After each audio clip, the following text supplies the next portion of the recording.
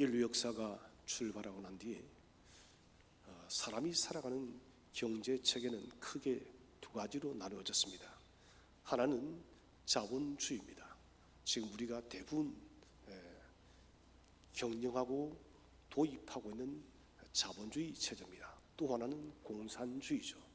근데 이 공산주의는 사실 실패했고, 공산주의 사회주의를 말하는 나라들조차도 이미 자본주의가 되어져 있습니다. 자본주의 사회 속에서 사람들은 끊임없이 집중하는 것이 부의 축적입니다. 어떻게 하면 더 많은 돈을 모을 수 있을까? 여기에 목숨을 걸고 여기에 울고 웃는 것이 인간의 삶이라는 것이죠. 가끔씩 안타까운 뉴스가 들립니다. 한 가정 전체가 경제고를 이기지 못하여서 그냥 아내와 자녀들까지 모두 목숨을 끊는 그런 이야기들이 들리죠. 저는 이런 소식을 들을 때 참 마음이 아픕니다. 그 삶이 얼마나 고통스럽고 힘겨웠으면 그렇게 극단적인 선택을 할 수밖에 없었을까. 이런 문제를 바라볼 때 때로는 이 자본주의라는 것이 굉장히 밉기도 하고, 이런 시스템이 왜 우리를 지배하고 있을까 하는 그런 원망이 들어질 때도 있습니다. 오늘 저는 말씀드리고 싶은 것은, 극한의 상황이라는 것은 누구든지 경험할 수 있다는 것이죠. 어려운 상황 속에서 우리가 가져야 될 공통되어지고 가장 중요한 것은 어떤 상황에 처해도 하나님에 대한 소망의 마음이에요. 이 소망의 불이 꺼지게 되어지면 사람은 갈 길을 잃어버립니다. 결국은 자기가 당면한 그 현실을 도무지 감당치 못해서 인생을 포기하는 그런 일도 벌어진다는 것이죠. 오늘 읽은 이 본문을 보시면은 먼저 배경이 그렇습니다. 북이스라엘은 선한 왕이 단 한 명도 나오지를 않았어요. 참 안타까운 일입니다. 치리하는 왕들마다 우상 숭배에 점철되어져 있었습니다. 북이스라엘의 우상 숭배의 하이라이트는 아합되었습니다. 그의 아내 이세벨과 함께 심각한 우상 숭배를 했죠. 아합 왕이 죽고 난 뒤에 그의 또 역사를 이어서 나가는 모든 왕들도 계속해서 우상 숭배를 했습니다. 자, 이렇게 범죄가 심각해지자, 여러분, 하나님이 그렇습니다. 처음에는 지켜보세요. 대부분 지켜보시다가 하나님께서 매를 드시는 때는 좀 도를 넘었을 때, 사람들이 회개하지 않을 선까지 가게 되지면은 하나님께서 반드시 징계의 채찍을 듭니다. 그래서 북이스라엘을 그 당시 강대국이었던 아람 왕 베나닷에게 붙여버렸습니다. 아람 왕 베나닷이 침입하여서 사마리아 성을 완전히 포위했어요. 여러분, 성이 포위가 되었으니 제일 본질적인 것이 문제가 뭡니까? 먹는 문제예요. 식량이 떨어지는 거예요. 먹을 것이 없으면 사람은 죽는 거예요. 고대 전쟁법의 중요한 작전 중에 하나가 성을 포위해서 굶겨서 항복하게 하는 것이에요. 이때 왕이었던 여호람은 이 재앙이, 아람의 침략이 선지자 엘리사 때문에 우리가 이런 불행한 일을 당한다, 참 한심스러운 생각이에요.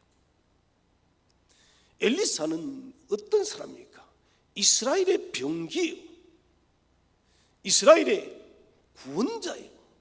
그런데 엘리사 때문에 우리가 죽게 되었다, 이런 잘못된 생각을 하다가 여호람은 잘못을 인정하고 엘리사에게 나가서 사마리아 성을 구원해 줄 것을 요청을 했습니다.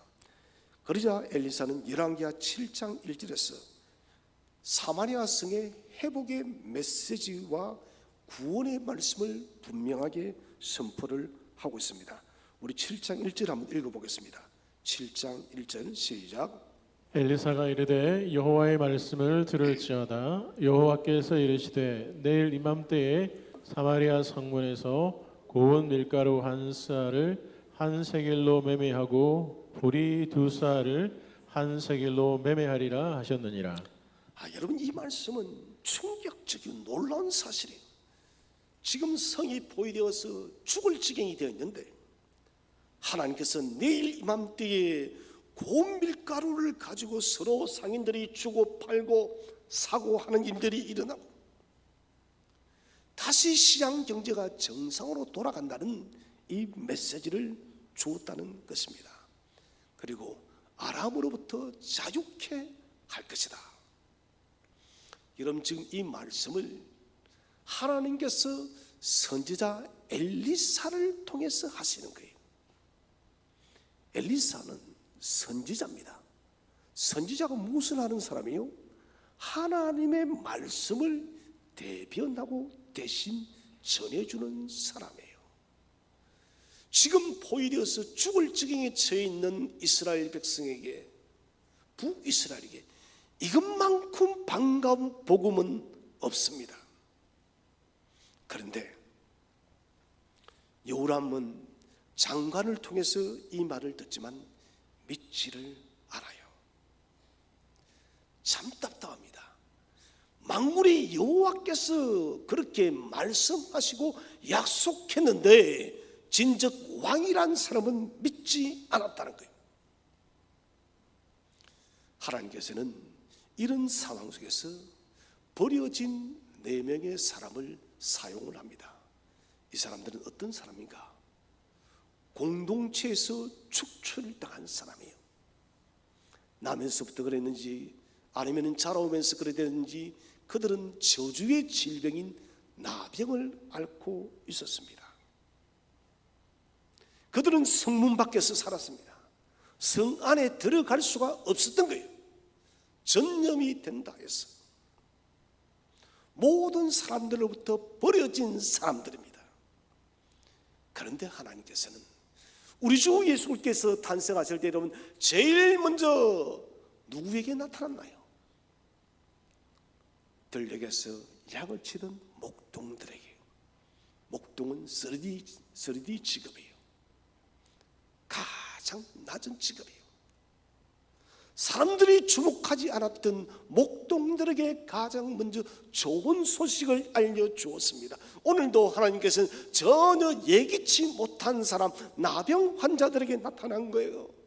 공부를 많이 한 사람, 명문대학을 나온 사람, 돈이 많은 사람, 명예로운 사람, 지위가 높은 사람에게 하나님이 나타난 것이 아니라 버려진 사람, 지극히 낮고 낮은 사람에게 하나님이 나타나시고 이 구원의 소식을 알려주는 도구가 되게 합니다.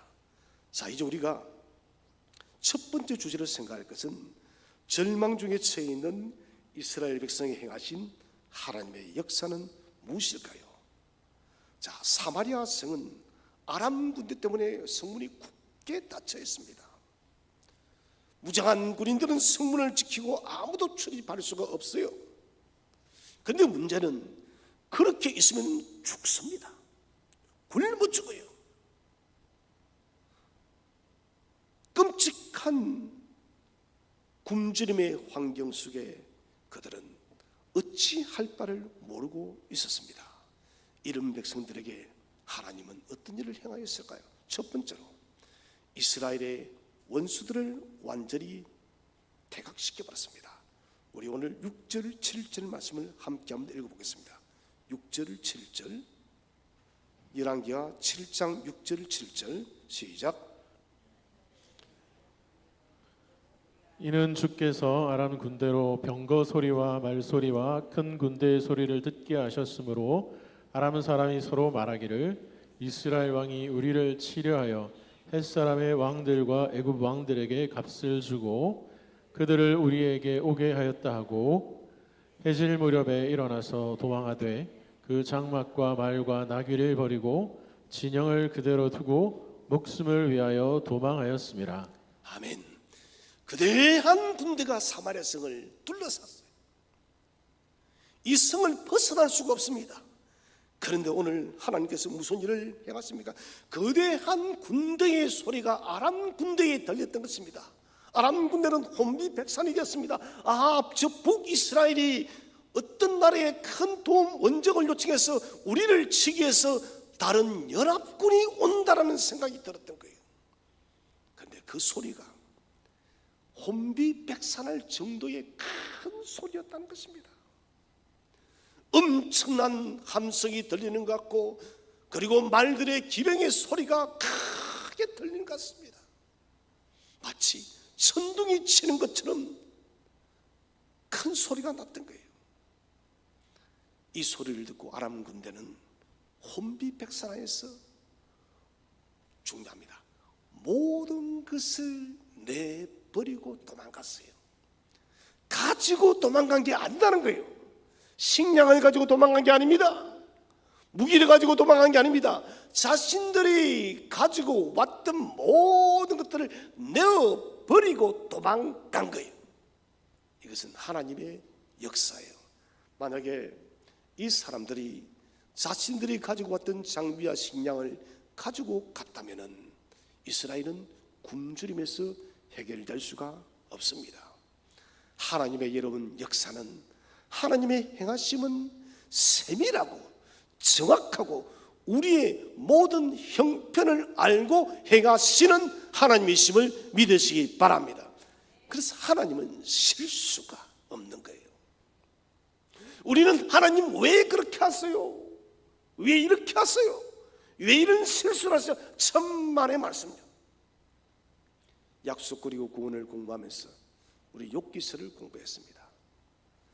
욥은 자기의 머리로서 하나님을 생각했습니다. 자기의 지능, 자기의 의로 하나님을 생각했기 때문에 그는 도무지 자기가 당하는 그 고난을 이해할 수가 없었던 거예요. 하나님 앞에 하나님을 만나면 하나님을 따지고 싶었는데, 그러나 하나님이 나타나셔서 그에게 질문을 쏟아내자 욥은 아무런 말도 못하고 회개하는 거예요. 하나님의 지혜는 여러분 놀랍습니다. 우리의 생각과 지식을 뛰어넘는 것이에요. 하나님의 지혜와 지식은 정확합니다. 그러므로 여러분, 지금 오늘의 우리의 삶이, 우리의 형편이 어떠하든지 간에 하나님은 나의 삶에 가장 정확하게 찾아오시고 정확하게 우리의 인생의 문제를 해결하시는 분이심을 확신하시기 바랍니다. 자, 하나님의 방법으로 아람 군대를 바람 앞에 변잎처럼 겨처럼 날라버렸어요. 이스라엘을 에워쌌던 아람 군대 모든 원수가 하나도 남지 않았습니다. 그런데 이스라엘 백성들은 하나님이 행하신 일을 알지 못했습니다. 선지자 이사야가 분명히 7장 1절에서 약속했습니다. 하나님께서 너희에게 식량을 줄 것이고 하나님께서 아람의 군대의 손에서 너희를 건져줄 것이다. 여러분, 우리를 삶의 현장에서 건져주시고 우리의 삶의 형편에서 우리의 모든 문제를 해결하신다고 하나님이 약속하신다면 여러분, 그 말씀을 의심하지 마시기를 바랍니다. 여러분, 하나님은 정말 신비한 분이에요. 우리가 도무지 생각지도 못한 곳에서 우리를 도우시는 하나님이시더라고요. 저는 목회를 하면 할수록 이런 일들을 더 많이 경험합니다. 이제는 끝이구나. 이제는 잘 길이 보이지 않아. 내 인생의 한계에 도달했을 때마다 하나님은 새로운 창문을 여시는 위대한 하나님이세요. 언제나 새로운 창문을 열어서 우리에게 새 길을 열어주시는 좋으신 하나님. 이스라엘 백성은 엘리사의 메시지를 믿지 않았습니다. 지금 제가 전하는 이 메시지도 불신의 마음으로 마음의 벽을 꽉 치고 있는 분들이 있을 것입니다. 여러분, 그 벽을 걷어내시기를 바랍니다. 믿음으로 우리가 받아들여야 돼요. 주의 말씀이면 능히 이루어질 것입니다. 여기에 대한 확신이 있어야 돼요. 하나님의 놀라운 선물을 그들은 받고서도 알지 못하는 거예요. 그러면 이 선물은 필요가 없습니다. 여러분, 하나님께서 우리에게 말씀을 주실 때 내 삶의 상황이 어떠하다 할지라도 오늘 사마리아 성에 감금되어서 굶주리며 죽어가는 이스라엘 같은 그런 상황에 있다 할지라도 주께서 우리에게 말씀하시면 그 말씀을 내 것으로 받아들였어야 된다는 것입니다. 하나님은 내 삶의 문제가 무엇이든 만지고 해결하기를 원하시는 분이십니다. 하나님께서는요, 본성적으로 우리가 원수 앞에서 멸시를 당하고 원수 앞에서 고통받는 것을 하나님은 원치 않습니다. 하나님은 시편 23편에서 원수 앞에 우리에게 상을 베푸시기를 원하시는 하나님이심을 믿으시를 바랍니다. 하나님은 우리 위에 일하시는 하나님이세요. 우리 위에 싸우시는 하나님이십니다. 신명기 20장 4절 말씀을 읽어보겠습니다. 시작. 너희 하나님 여호와는 너희와 함께 행하시며 너희를 위하여 너희 적군과 싸우시고 구원하실 것이라 할 것이며. 자, 여기 너희를 나라고 함넣어서 한번 같이 다시 한번 읽겠습니다. 나라고 해서 시작. 나의 하나님 여호와는 나와 함께 행하시며 나를 위하여 나의 적군과 싸우시고 구원하실 것이라 할 것이며. 할렐루야. 여러분, 나의 하나님은 나와 함께 하시며 나를 위하여 나의 인생의 모든 대적과 싸우시는 능력의 하나님이십니다. 여러분, 천지가 개벽하고 천지는 사라져도 하나님의 진리의 말씀은 결단코 사라지지 않을 줄로 믿으시를 바랍니다. 하나님은 당신의 자녀가 고통받는 것을 방관하지 않아요. 우리와 함께 하시며 우리의 오른편에 서셔서 싸우시는 전능하신 하나님, 그 하나님은 지금도 저와 여러분의 삶 속에 역사하시는 하나님이십니다. 두 번째로 문제의 근원을 해결하셨습니다. 고통스럽게 굶주림으로 사람들이 죽어가고 있어요. 얼마나 여러분 처참합니까? 이것은 여러분 아람 군대가 계속해서 더 포기한다면은 이스라엘은 그대로 전멸하는 거예요. 그런데 성문 밖에는 먹고도 남을 많은 고운 밀가루와 그리고 산의 진미들이 아람 군대들이 다 내팽개치고 갔어요. 여러분 뷔페를 다 가보셨죠? 요즘 뷔페 안 가본 사람 누가 있겠습니까? 저는 촌에서 태어났기 때문에 뷔페에 처음 가는 게 얼마나 신기롭던지요. 이렇게 많은 음식이 있나? 정말 그때 대학생들 배 터지게 먹었어요. 지금은 2접시밖에 못 먹지만은 저기는 한 7, 8접시는 그때 먹었던 것 같습니다. 아무리 먹어도 배가 부르지를 않더라고요. 여러분, 이 뷔페와 같은 엄청나게 많은 음식들이 지금 성문 밖에 펼쳐져 있는데, 여러분 뷔페는 뭐 어때요? 내가 돈만 내고 들어가면 마음껏 먹을 수 있어요. 내가 먹는다고 이런 뷔페 주인이 뭐라 합니까? 왜 당신은 10접시를 먹느냐고 아무도 말하지 않아요. 20접시를 먹든 그 이상을 먹든 아무 상관이 없어요. 하나님께서 풍성한 뷔페의 티켓을 끊어주었어요. 은혜의 티켓입니다. 이스라엘은 돈이 필요가 없습니다. 그냥 가서 먹고 즐기면 되는 거예요. 그런데 그들은 잔치상을 아주 가까이 두고도 그 잔치의 뷔페를 즐기지를 못해요. 왜 그랬을까요? 불신앙 때문에. 왕부터가 믿지 않았다는 것입니다. 여러분, 불신은 아무것도 할 수가 없습니다. 불신은 삶을 죽이는 결과인 것입니다. 우리가 부흥을 써나가는 하나님의 교회가 되어지기로 우리가 결단하고 지금 기도하며 나가고 있는데, 여러분 그것을 불신하는 우리는 이룰 수가 없어요. 여러분 전적으로 믿으시기를 바랍니다. 그래가지고 이루어지겠습니까? 전적으로 믿으시기를 축원드립니다.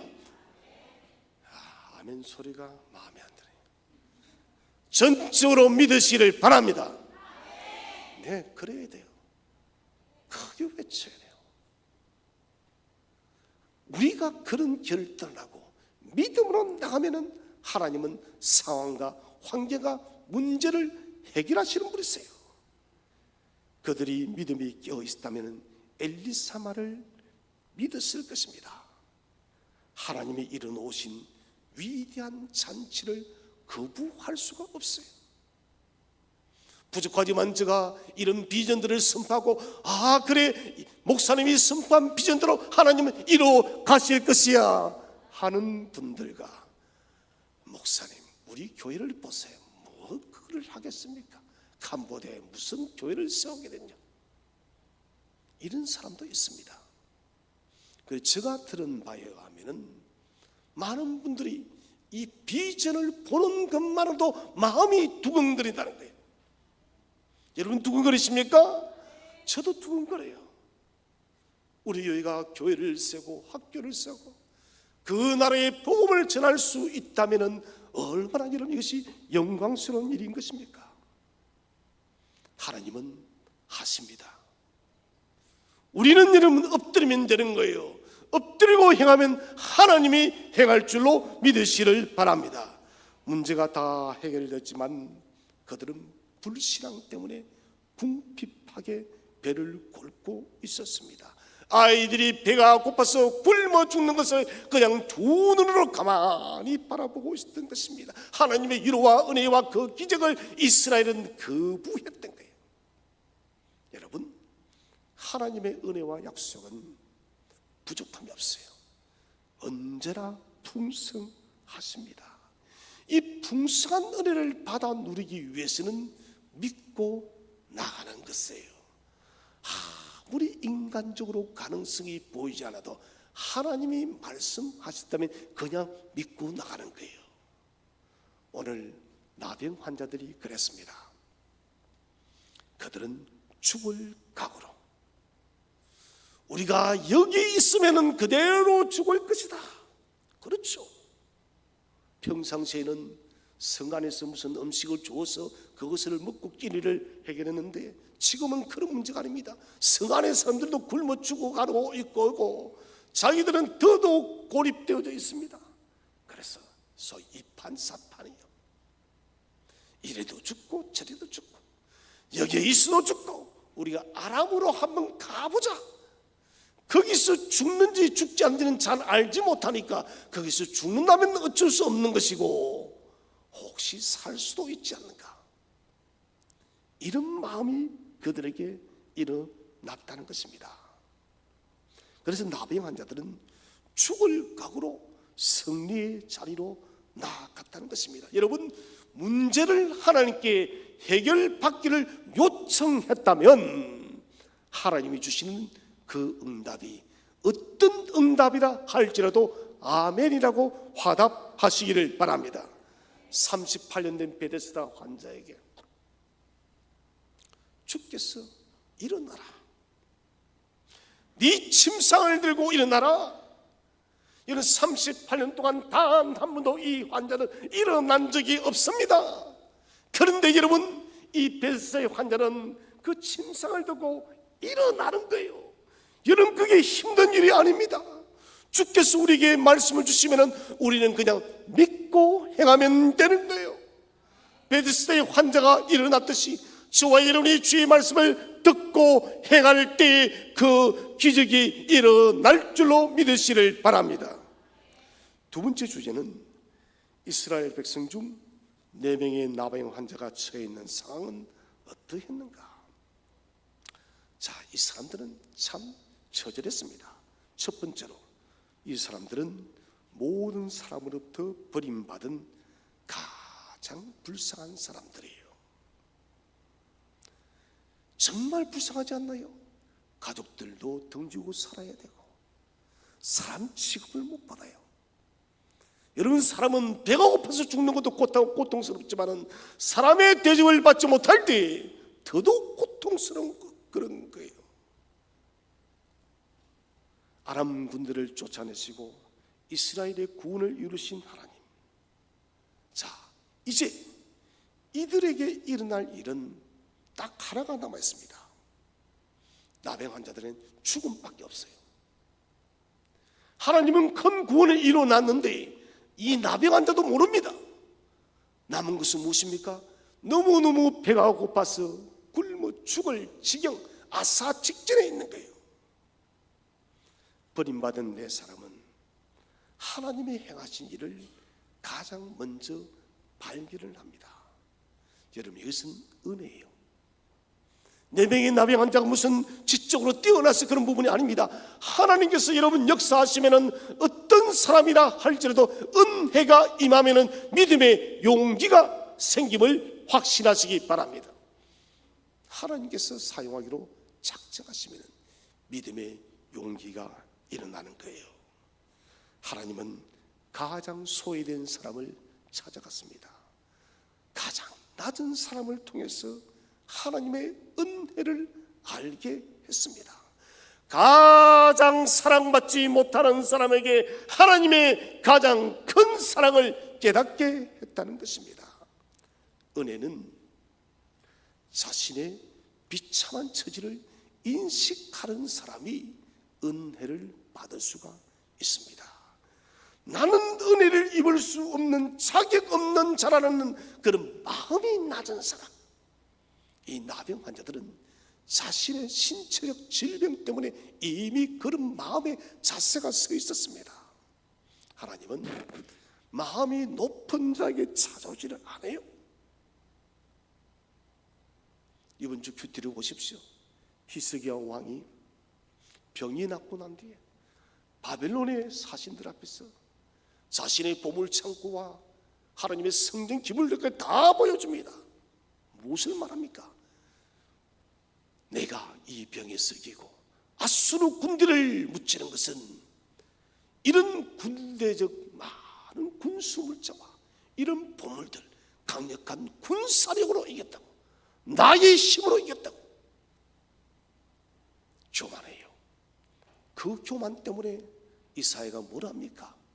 왕이여, 당신의 후대 때에 모든 성전의 보물들과 기병들과 당신의 부하들이 바벨론으로 다 빼앗겨 갈 것이고, 당신의 후손들 중에는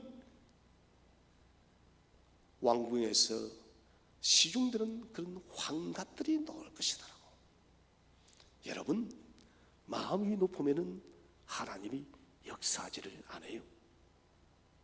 저는 저와 여러분이 우리 섬뜩의 모든 성도들이 마음이 낮은 자가 되시기를 주의 이름으로 축원드립니다. 가난한 자가 복이 있는 거예요. 자신의 초라한 모습을 아는 사람은 은혜에 가장 가까이 있는 사람입니다. 자, 오늘 본문 말씀을 다시 한번 읽어봅시다. 4절 말씀 다시 한번 읽겠습니다. 7장 4절 시작. 만일 우리가 성읍으로 가자고 말한다면 성읍에는 굶주림이 있으니 우리가 거기서 죽을 것이요 만일 우리가 여기서 머무르면 역시 우리가 죽을 것이라. 그런즉 우리가 가서 아람 군대에게 항복하자. 그들이 우리를 살려두면 살 것이요 우리를 죽이면 죽을 것이라 하고. 자, 여기서 우리가 죽을 것이냐? 여러분 죽을 거예요? 여러분 나병 환자 같은 상황에 처한다는 여러분 죽을 것입니까? 제가 말했죠. 여러분 절대 극단적 선택은 해서는 안 되는 거예요. 아무리 인생에 여러분 코너 핀치에 몰려도 살아나시기를 바랍니다. 우리가 살아나기로 결단하고 믿음을 가질 때 하나님은 살아날 길을 열어줄 줄로 믿으시기를 바랍니다. 오늘 이 나병 환자만큼 비참한 삶이 세상에 어디에 있겠습니까? 모든 곳에서 버림받은 사람이에요. 굶어 죽기 일보 직전입니다. 이들이 말합니다. 우리가 여기서 죽을 수 없다. 원수 아람 군대로 우리가 넘어가자. 그들이 나병 환자인 우리를 환영할 수가 없지만은 그들은 생각합니다. 여기에 머무르면은 죽을 수밖에 없다. 왜? 먹을 것이 없기 때문에. 그래서 그들은 죽으면 죽으리라. 그래 죽지. 나아갔습니다. 나아갔더니 그들은 엄청난 것을 발견했습니다. 많은 먹을 것들과 수많은 보화들을 발견했습니다. 자신들이 안고 있던 삶의 근본적인 문제를 하나님이 해결했다는 거예요. 사람들은 버려진 사람을 거절합니다. 세상은 어떤 사람을 좋아합니까? 탁월한 사람, 공부를 잘하는 사람, 잘생긴 사람, 어떤 영역에 뛰어난 사람, 무엇이든 원탑. 회사도 좋은 사람, 뛰어난 사람을 찾으려고 합니다. 여러분, 그러나 주님은 그런 사람을 찾는 사람이 아니라 마음이 겸손하고 어떤 형편에 있든지 주님을 사랑하는 자를 찾음을 믿으시기 바랍니다. 주님의 사랑은 놀라운 것이에요. 그래서 주님께서는 인자가 온 것은 죄인들을 구원하기 위해서 오셨다 했습니다. 건강한 자에게는 의사가 필요 없듯이 병든 사람에게 의사가 필요하다.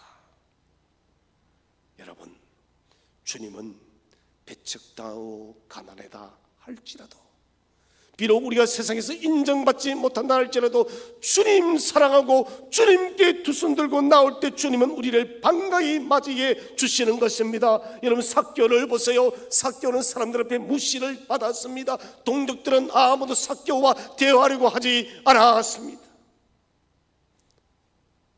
돌감람나무 위에 올라갔어.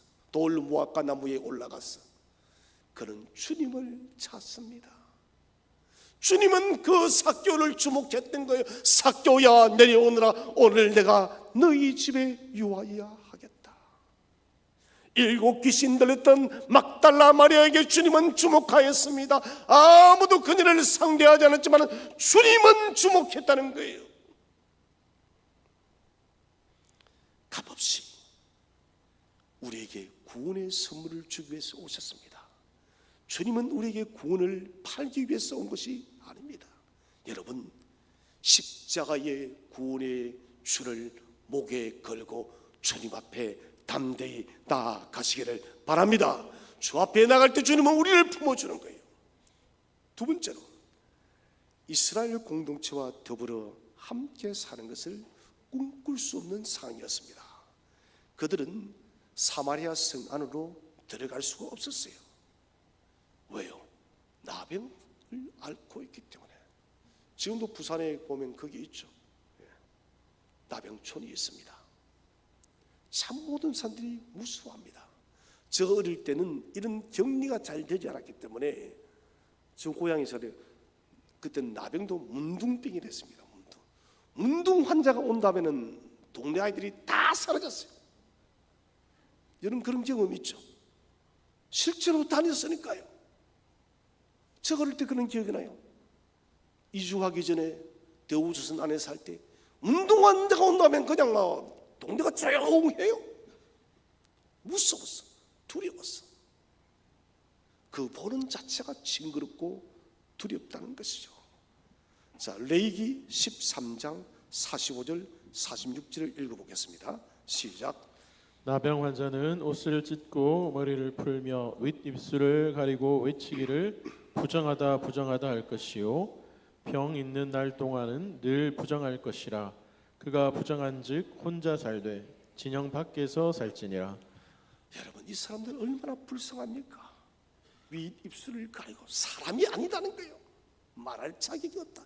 자신을 보고 하나님 뭐라 합니까? 나는 부정한 사람이다. 병이 고침을 받기 전까지 늘 부정한 사람이라는 거예요. 그래서 어떻게 합니까? 부정하기 때문에, 버림받았기 때문에 혼자 삽니다. 어느 곳에서?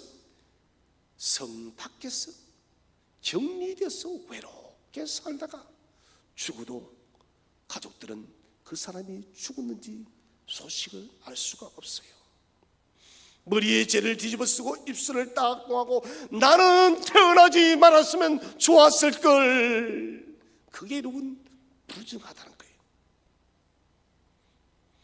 동족은 가족은, 친척은 그를 버렸지만 하나님은 그 사람들을 기억했습니다. 여러분, 마찬가지로 세상 사람들은 우리를 버려도 우리를 기억하지 않아도 하나님은 저와 여러분을 기억하고 있음을 믿으시를 바랍니다. 그들은 생각했습니다. 아람 군대에게 항복하자. 저희가 우리를 살려두면 살려둘 것이고 죽이면 죽을 따름이라. 자, 하나님께서 저는 기뻐하신 것이 바로 이것 같아요. 에스더와 똑같은 죽으면 죽으리라. 하나님께서 나병 환자들에게 은혜를 부르는 것입니다. 이들이 아람 군대로 나가는 것은 아람 군대에게 자신의 운명을 맡기는 것이 아닙니다. 하나님께 자기의 미래를 맡기고 있다는 것입니다. 여러분, 우리 속에 무엇인가 할 수 있다는 힘이 남아있으면 대부분 망해요. 하나님 앞에서 주님, 그렇습니다. 나는 아무것도 할 수가 없습니다. 주여, 나를 찾아오셔서 하늘의 힘을 공급하셔서 주님의 힘으로 이 일을 감당케 해달라고 할 때 여러분, 그 일이 이루어질 줄로 믿으시기를 바랍니다. 오늘 나병 환자가 그랬던 거예요. 자신들이 할 수 있는 것이 아무것도 없는 것을 알게 되었을 때 하나님은 역사했다는 것입니다. 자, 세 번째 주에는 자신들이 처한 상황을 역전시킨 이 사람들의 비결은 무엇일까요? 첫 번째로, 극도의 어려운 환경 앞에서도 주저앉지 않았습니다. 좋은 시절에는 성 안에서 음식을 던져놓으면 그 음식을 먹고 살았습니다. 그런데 지금은 성 안의 사람들도 굶어 죽어가고 있기 때문에 이 4명의 나병 환자들은 모든 먹는 지원이 끊겨버렸습니다. 아마도 그들은 물을 제대로 먹지도 못했을 것입니다. 그때 그들은 정신을 차리고 일어났습니다. 철저하게 자신이 파산되어지고 나면은 그때 이름 발견되어지는 것이 바로 하나님의 은혜예요. 간증하는 사람들의 대부분의 이야기는 여기에 있습니다. 철저한 자기 파산이에요. 모든 것이 무너지고 난 뒤에 내가 그때서 하나님의 은혜를 발견했다고. 여러분, 탕자가 남은 것이 조금 있었을 때 돌아오지 않았어요. 여전히 그는 남은 것을 믿었습니다. 그러나 모든 것을 다 잃어버렸을 때에 나는 아버지께로 돌아가겠다. 아버지 집에 내가 종이라도 되어도 나는 기쁘겠다, 이거예요. 여러분, 그래서 궁핍이란 것은 예수 안에 있는 주권적 은혜에 우리를 맡기게 하는 도구가 되어진다는 거예요. 고난도 마찬가지입니다. 낙심도 마찬가지입니다. 고난과 낙심이라는 이 환경은 우리를 하나님의 주권적 은혜에 맡기는 도구가 되게 한다는 것이에요. 절박한 상황 앞에 그들은 좌절하지 않았습니다. 우리의 상황과 환경이 혹시 이 나병 환자처럼 절박한 일들이 있습니까? 치명적인 일들이 있습니까? 그러면은 믿음으로 테스팅을 해보시기를 바랍니다. 우리는 여기서 더 이상 나빠질 것이 없어. 그렇다면 우리는 더 좋아질 수밖에 없다. 에베레스트 산을 제일 먼저 정복한 사람이 힐러리 경이에요. 힐러리 경은 사실 에베레스트 산의 정복에 실패를 몇 번 했습니다. 그에게 다시 이 에베레스트 산을 도전하자 했을 때 힐러리 경이 유명한 말을 하죠. 그래, 에베레스트야, 너는 더 이상 높아지지 않지만은 나의 꿈은 더욱더 높아질 것이다. 여러분, 그렇지 않습니까? 에베레스트 산은 자라지 않아요. 높아지지 않습니다. 그대로 높여 똑같습니다. 그러나 그 속에 있던 힐러리 경의 꿈은 더욱더 높아진 거예요. 마찬가지입니다. 우리 처지가 밑바닥입니까? 그렇다면 더 이상 나빠질 것이 없어요. 이제 우리에게 남은 것은 하나님께서 채우실 은혜의 복만이 남아있음을 믿으시를 바랍니다. 두 번째로 결단한 것을 행동으로 옮기는 믿음을 가지고 있었습니다. 어찌하여 여기서 죽기를 기다리겠느냐? 결단의 각오입니다. 가만히 앉아있어도 된다는 것이 아닙니다. 문제 앞에 손을 놓은 것이 아닙니다. 무엇이든 해보자는 거예요. 여러분, 무엇이든 시도해 보시기를 바랍니다. 나는 행복초청주일이 와도 우리 가족은, 우리 남편은, 내 아이는 절대 전도할 수 없어. 이런 정말 바보 같은 사람이에요. 하나님께 목숨 걸고 기도해 봤나요? 아무도 안 했을걸요. 내 자녀를 위해서, 내 남편을 위해서, 내 가족을 위해서, 사랑하는 누군가를 위해서는 목숨을 걸고 금식하며 그 영혼에서 기도해 봤나요? 그런데 우리는 하지도 않고 할 수 없답니다. 여러분, 목숨을 걸면은 이루지 못할 일이 없어요. 세상은 자기의 신념에 목숨을 거는데 우리는 신념이 아닙니다. 하나님의 이름 앞에 목숨을 걸어보는 거예요. 에스더처럼 죽으면 죽으리라. 그 결단을 했더니 다시 살았다는 것입니다. 모든 기적은 행동할 때에 일어남을 믿으시기를 바랍니다. 항상 우리가 낙심하지 말고 기도해야 될 이유가 여기 있다는 것입니다. 장애물은 항상 있습니다. 그런데 여러분, 이 장애물이 없으면 우리는 하나님을 찾지 않습니다. 불신의 생각으로 살아가서는 안 됩니다. 기도하지 않는 삶을 살아서는 안 됩니다. 믿음 없는 삶을 살아서는 안 됩니다. 믿음 안에서 부요해지시길 바랍니다. 부요해지면 모든 장애물을 뛰어넘을 줄로 믿으시길 바랍니다. 사랑하신 성도 여러분, 오늘 우리는 이스라엘 백성처럼 사마리아 성에 적들로 인해서 갇혀져 있는 그런 삶을 살아가고 있는지 모르겠습니다. 적들이 아무리 견고하게 우리를 진쳤다 할지라도 여러분, 하늘을 향해서 눈을 드시기를 바랍니다. 하늘을 향해서 우리가 눈을 들고 하늘의 하나님께 도움을 요청할 때 하나님은 하늘의 문을 여시고 반드시 역사할 줄로 믿으시기를 바랍니다. 이 하나님을 세상 끝나는 그날까지 항상 의지하고 믿고 신뢰하여서 믿음 안에서 늘 승리하는 저와 여러분 되시기를 주의 이름으로 축원드립니다.